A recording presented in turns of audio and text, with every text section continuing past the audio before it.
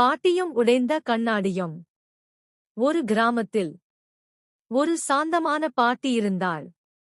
அவள் வீட்டில் ஒரு பழைய கண்ணாடி தொங்கிக்கிட்டிருந்தது.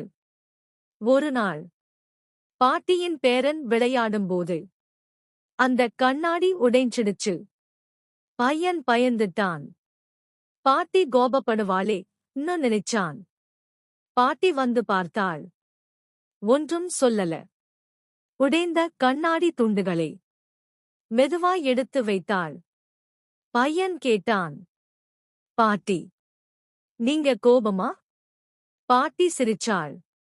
அவனைக் கண்ணுல பார்த்து சொன்னாள், கண்ணே, கண்ணாடி உடைஞ்சது பிரச்சனை இல்ல. மனசு உடைஞ்சாதான். அதுக்கு ஒட்ட முடியாதுயூ. பின்னாடி அந்த கண்ணாடி துண்டுகளால் ஒரு சின்ன அலங்கார ஓவியம் செய்தாள். அதைப் பார்த்து பையன் ஆச்சரியப்பட்டான். அந்த நாள்ல இருந்து அவன் தவறு செய்தா ஒழியாமல் சொல்வான். மற்றவர்களை குறை சொல்ல மாட்டான். கதையின் கருத்து: மன்னிப்பு, புரிதல், மென்மையான பேச்சு.